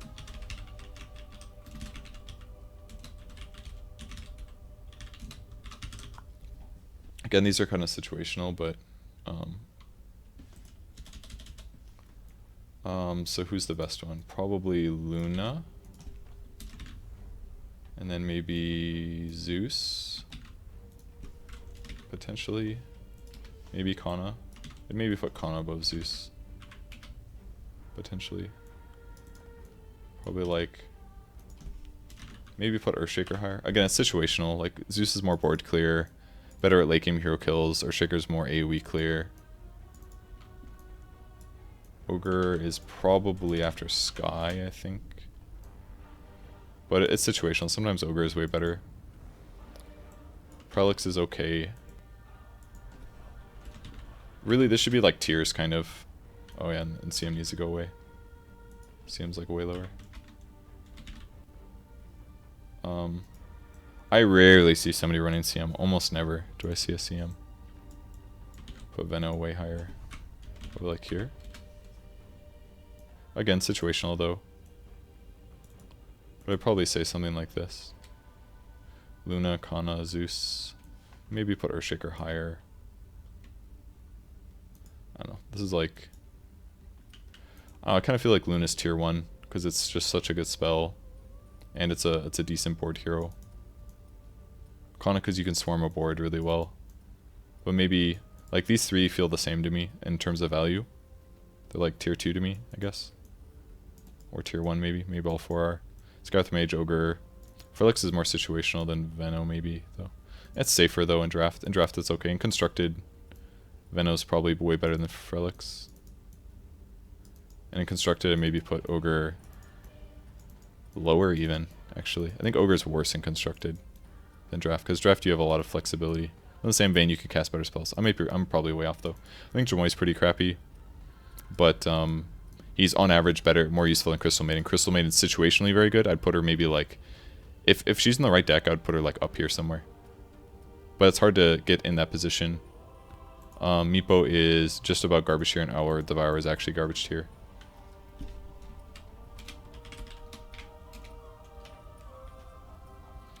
Alright, Bloodseeker. W Lich, Lion.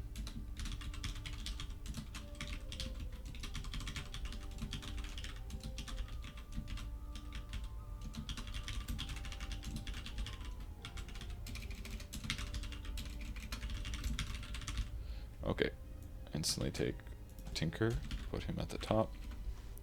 Take Sorlakan, put her next. I think PA is worse than Sorla, but PA is still very good. Debbie's really solid, I think. Lich is maybe up here somewhere, but I'm not sure. Bounty Hunter is certainly better than Bloodseeker.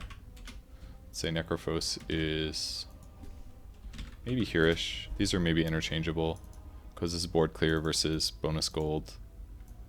Lion needs to be moved to the bottom.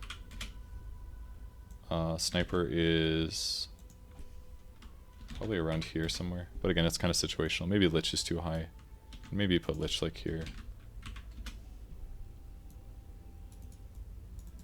Because Chainfrost can do so much. Like you can kill 2 heroes that are next or together and not much on the board. For example, like you can deal 9 damage to a hero if there's 1 creep in the way. If they neither has armor, more if the creep has armor. I guess it would depend on how much armor he has, but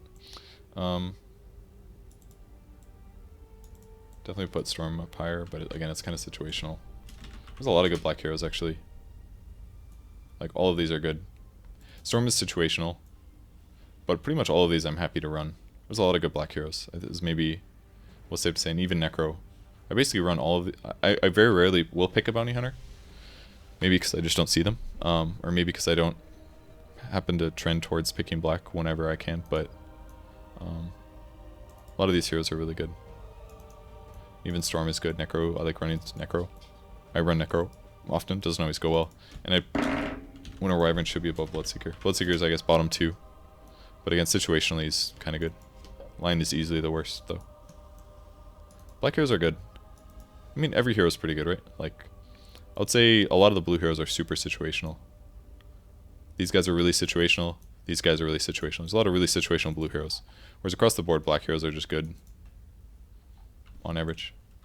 Okay, and then green. Bounty higher than Debbie. Yeah, I think you're probably right. It's on average running Bounty is better because he does. You could argue he does less damage. Debbie does 9 to towers, but Bounty Hunter can also do 11. So on average, Bounty does 9 damage. Is a safe way to look at it. On average, Bounty does 9 damage, so he would do more to towers. And Trek is more usable in draft. I think that's a very fair point. But Debbie is by no means bad. I just I have a lot of faith in Debbie as a hero, and Bounty does have 2 more health. So yeah, it's safe to say that Bounty is better. But Sniper is probably better than Bounty on average. But again, it's kind of like it's like this is like priority. Like if I'm in a draft, this is kind of the priority that I will, the desire or energy that I will tell you to prioritize them. Not saying that like you're obviously never going to get to pick between them in the same card pack or anything, but this is my current impression of how excited I am if I see these cards, basically. And to be honest, I would probably put Necro above Storm, just saying like Necro will fit into more drafts and be safer to pick, whereas Storm is, again, situational. But I would still probably, if I have black cards on any black heroes, I would still pick Storm, especially if it's like later of the end of the pack. It's also scary grabbing some of these heroes at the start of your pack sometimes, especially some of the common ones, because you just think like, oh, I'll get them later, you know. And you end up with a lot of Debbies, which isn't always bad. Yeah, but I think it's safe to put Bounty a little higher. What makes Tinker so good? Like I said before, it's the fact that he is 7 and 5, which is pretty good. And then Laser is every 3 turns, deals 3 damage and disarms, so you can use it multi-purpose. You can use it to kill a hero at the start of a lane, because 3 damage is quite a bit. A lot of heroes have 5 health or less if they take a little damage from the previous round, shoot them and they die. Or you could use it to prevent a hero from attacking. That way you get a hero trade, but they don't die, they don't attack, so I kill their hero for free basically using Laser. It doesn't cost mana to use it. And then also his active, or his spell is really, really good. It's basically a lane win to clear a board, to kill heroes. It's super multi-purpose. You can use it to finish a tower. There's just a lot of really good things about Tinker. Very good hero. I saw somebody had some internal stats, and I didn't get to look at them very long, but I think Tinker was the highest win rate on average out of all heroes in draft. Okay, green. Maiden.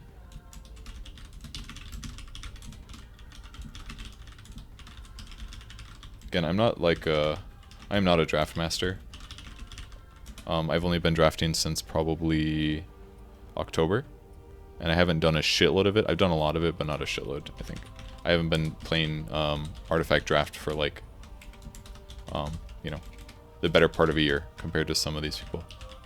I feel okay at Constructed. I didn't test my decks against people well enough, but I think I spent a lot of time thinking about combos, and it makes me feel semi-accomplished. Alright, Viper, you are going to be staying at the bottom. So, best is Draw Ranger.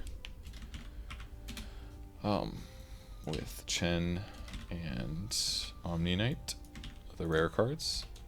I'll put rarity on everyone after. Next best is probably Lycan. Lycan is Super Baller. And then we have like, oops, Tree. Maybe Enchantress here over Magnus. But again, they do different things, right? More damage, more AoE clear, slightly better numbers. Oops, I meant to put...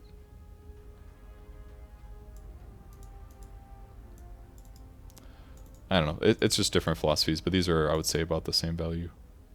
I think I like Abaddon.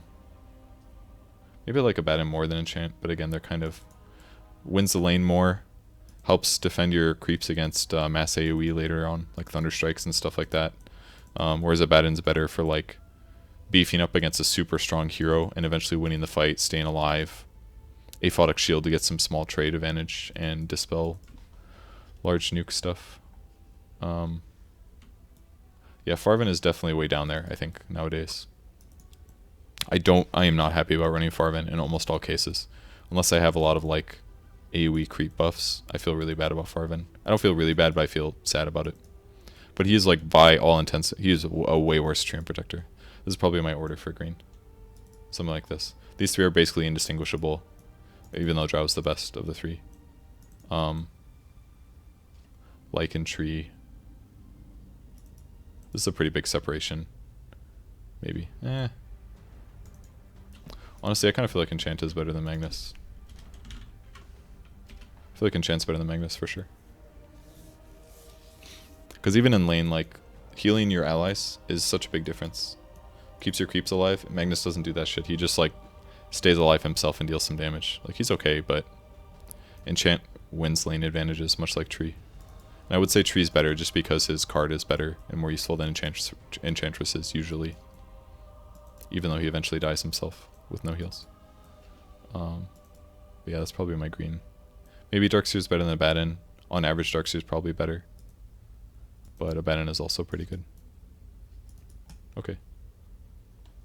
I mean, Gust is really good, by all means. Like, I've definitely won games where it's like I just Gust. I Gust at the right time and there's actually nothing they can do, even though they have like 11 mana. But, and then common.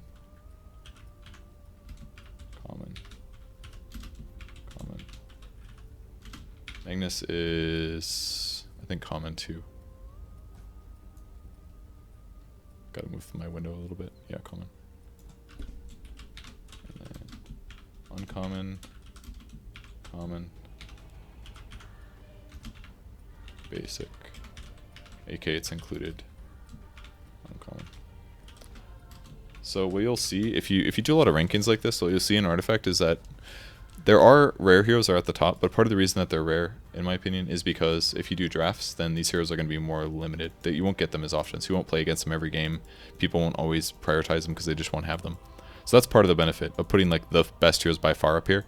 But there's not like the biggest separation in the world from like Omni Chen to Lycan sometimes. Like Lycan can easily open up and win a game in a big way if the first couple lanes go well. Like if he spawns in the middle of 2 creeps in your first lane, it's broken situationally. If he spawns in a lane without creeps, it's pretty shitty. But there's a lot of really good cards that are common, and there are some really good rare cards, but it's not like a stupid amount. see if it's the same for the other cards. Common, which is rare. Uncommon, I think, for sniper. Basic. Common, I think. What am I looking at? Necro? Damn, I'm gonna move it again. Yeah, common. Rare. Uncommon. Bloodseeker is common. Line is. He is also common. These ones are a little bit across the board. Tinker, the rare one, the best, arguably. Lich, rare, pretty good. But there's still like, Storm is like situational but good. I mean, most of these are pretty good though. I think Sniper's uncommon, right? Yeah. And then over here, got uncommon, rare, uncommon. Oh no, he's common. This guy is, I believe, common, because I see him all the time. Common? You common? You are common. Pollux I know is uncommon. Pretty sure, but I will check. By sure, I will check. Veno's common. Common. Basic. CM's uncommon. If you get multiple CMs in a deck, that'd be really good too. And OD is uncommon, so we don't have to deal with them too much, thank God. These ones are kind of all, I mean, still two good rare heroes up here, but still lots of common heroes. Like, there's so many decks you can build an artifact that are actually still going to be really easy to build. Like, all these heroes, you can build so many decks with these heroes. All these common heroes. It's really simple. If you want to go a little fancy, you might need a Pollux or a Kana or something. Or a Meepo maybe, but, I mean, the majority of these heroes are not going to be expensive. All the common heroes are going to be worth less than 5 cents. You only need one. I assume they'll be less than 5 cents at least. Maybe they'll be more because there's scarcity on, you only get one hero on a pack, right? So maybe it'll be different.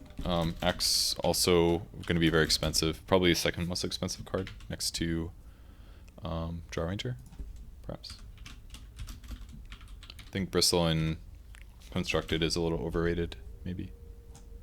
Maybe not though, because the stats are really good. Ursa is common too, I think. Beast is common too. Keef. Oh, I keep getting Keef messed up with Maisie. Timber's common. Oh, he's uncommon? Okay. I just see him a lot because people get turned off by his damage values, I think. Tide's uncommon. Pugna's rare. So there are some rare cards that are arguably bottom of tier list. Just doesn't happen very often. It's sometimes. Honestly, a lot of the cards down here, I think the majority of rares are not good. It's very common. It's not unusual. Okay, well that was fun. Do I think this game will be fun to play with only spending the $20 base price? Fuck yes, without a doubt. I have no doubt at all. I might as well save this, I guess, just in case I want to pull it up again. Let's say November current draft tier list. Hipfire guesses. I didn't spend a lot of time on this, but let's put that in here. Close this. So the reason that you can still enjoy the game. All right. This is what I would say. If you're gonna buy Artifact and you want to play Constructed, I think you should spend $20 to get the game. I think you should open your 10 packs and sell the really expensive cards on the market pack price if they're there, or keep the expensive ones, sell extras. And then I think you should spend another $4 or $5 buying all the common cards in the game, as many as you'll ever want. And I expect it'll cost about that much. I haven't counted all the cards, I guess. Speaking of which, I can open. I know Artifact has the Dotabuff has a card stats page for draft, for all modes to see like common win chance. I don't know if this is based on. What if it says at the bottom of the page? But basically, you can search. Let me do this full screen for you guys.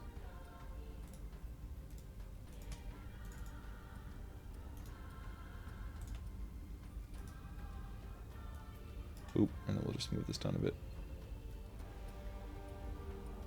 Okay, so Dotabuff, same place as Dotabuff, just different website. Went to card stats, and now I can see win-loss. So if we want to see the highest win rate, there it is. Tinker's the highest, followed by Drow, followed by Axe. I guess Lich is a little better. It also has Tree as higher win rate, which is interesting. So maybe my tier list is wrong. Maybe I should have just gone here to look at this, guys. I didn't realize Lich would be number 2 though. But it's not unreasonable, I don't think.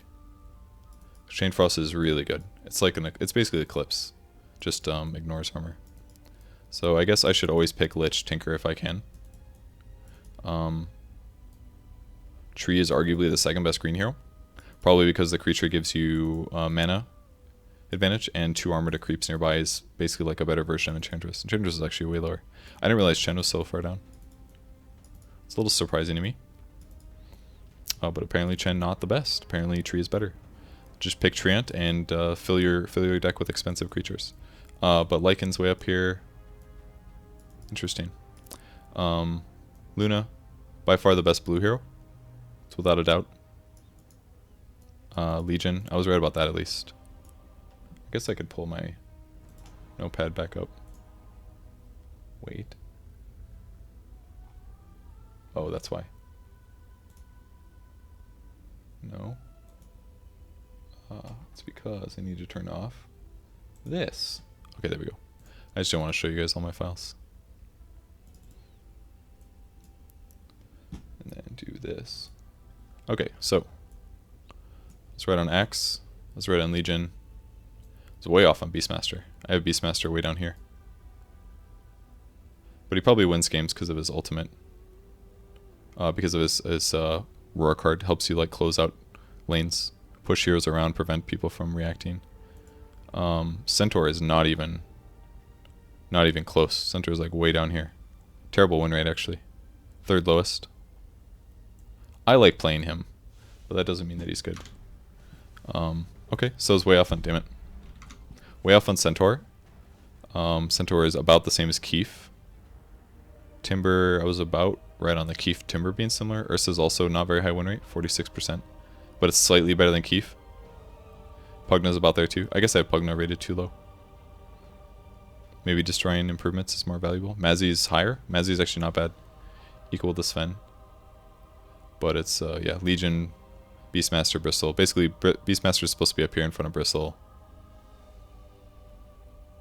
I had Sven rated too high. I have Ursa, Sven kind of rated a little too high. Maisie's way too low. But generally about right. Just Pugna. The big mess ups for Pugna and Beast needed to be higher.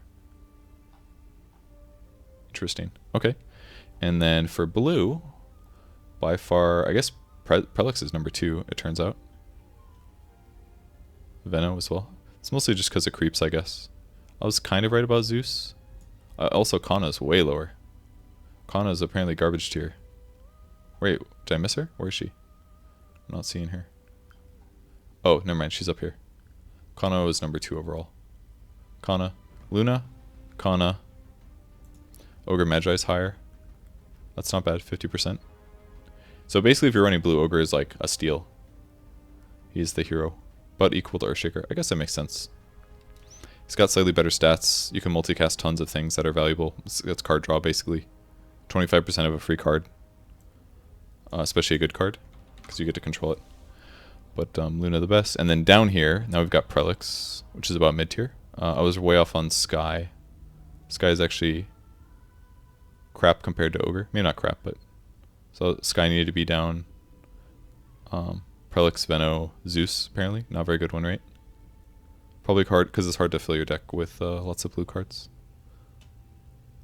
And then Sky. And then we get to the really bad cards. Jimoi's at a 45% win rate. Meepo's 40%. CM is 38. So CM is actually like dumpster tier. Where did I have her? Okay, I have third from the bottom. It's really hard to play CM probably in draft mode though. So never run OD, guys, ever. And probably don't play CM and definitely don't play Meepo. Everyone else is like okay-ish. Alright, black. Best is Tinker, we saw that. Next best is Lich. Oops, I'm getting confused. Tinker. I'd Sorla Khan way higher. She is... Wow, PA or Sniper is actually the 3rd best. Okay, so that's Sniper too low. Sniper board clearing. PA heroes cutting in half and then Sorla. Bounty heroes pretty good, 50%. About equal to Winter Wyvern, curiously. I mean, they're actually pretty similar damage-wise. 6 and 6 versus 7 and 7, and then you can be a 10. Basically, you're going to be a 10-6 about the same amount of times as Bounty Hunters and 11-7. Which is pretty much the same. And Winter Wyvern's card is arguably better. And then Debbie, a little bit below that. Debbie faring worse than Winter Wyvern. And Bounty Hunter. And then we got Necrophos. Ooh, all the way down in the dumpster. 44% for Necro. Wow. So this is basically telling us you should never run Necro over Debbie. Pretty much. And then there's Lion. And Storm. Thanks for the bits. I don't know why that icon is not working. I might have to like go re-upload it or something. Here's Lion. And Storm. And Bloodseeker's a 38%? Are you fucking kidding me? Bloodseeker's that bad? Damn. I thought Lion was worse for sure, but at least you get tempo out of his spell more often than not. 38%. My god. That's so bad. I really feel like Bloodseeker's almost good though. I don't know. I like the idea that he just kind of stays in lane. Anyways, back to the top. Draw Ranger. Wait, I did green already, kind of.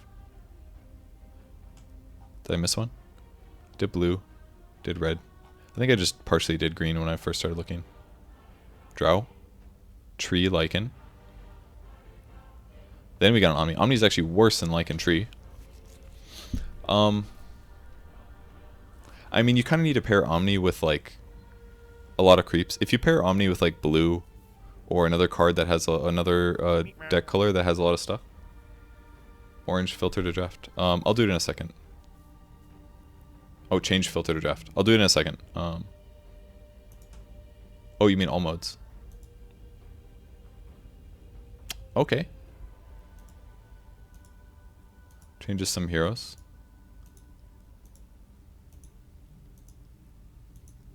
Okay, thanks for the heads up.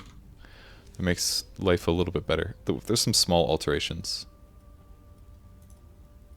Basically, Tinker has 3% more. Drow gets more. Basically, the extremes are better. Let's go look and see how Bloodseeker is doing. It's still bad. In fact, Rix is way down there. CM's way down there. Bloodseeker has gone 4th from the bottom now. Storm is also kind of weak, 40%. Tide, 40%. Meepo fares better than Tide, apparently. Huh. Here's Viper. 2nd worst green hero. Pugna still bad. Wasn't Pugna way higher on all modes? I think he was. So Pugna really ate some shit in this case. In which case my numbers are actually looking a lot better. Pugna Tide. I had it swapped wrong. Timber. Where's Maisie? Maisie's way up here. 48%. So Maisie's actually pretty good. Centaur, Keef, Ursa.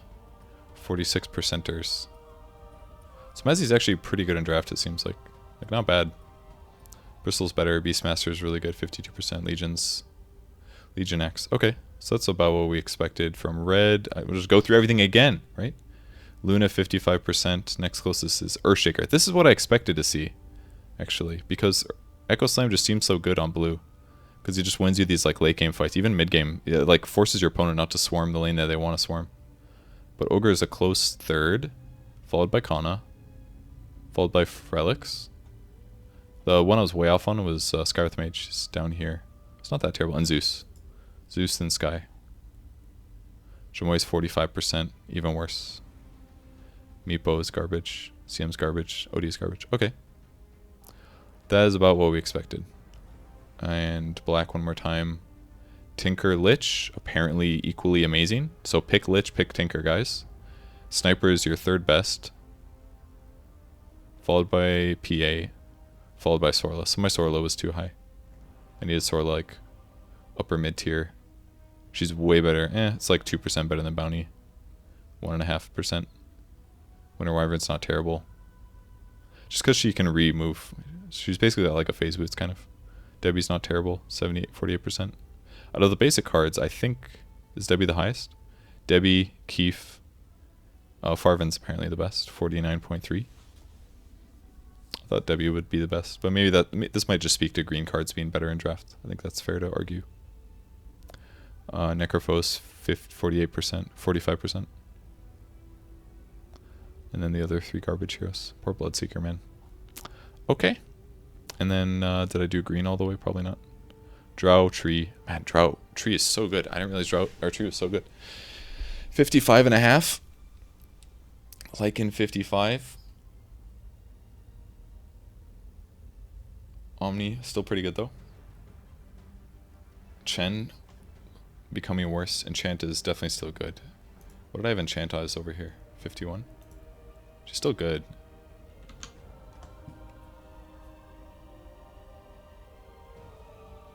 I mean, she's like a full 3% higher win rate than Farven, which makes sense. Darkseer is worse than Farven, apparently, by a massive 2%, as is Magnus. I didn't realize Magnus was so low. Magnus worse than Darkseer, worse than Farven. Okay. Maybe you have to play Magnus only when it combos, I suppose. Abaddon is all the way down here. Wow, I didn't realize he was so weak. Equal the Viper? That seems crazy to me. 1% difference? That seems bonkers to me. I feel like his win rate will go up when people get better at using Aphotic Shield. This seems a little abnormally low to me, because I just can't justify him being equally as bad as Viper. That just feels wrong. Nurix is actually garbage. Other than OD. Okay, cool. Alright, I think we've looked at this enough, probably. Let's go play some games.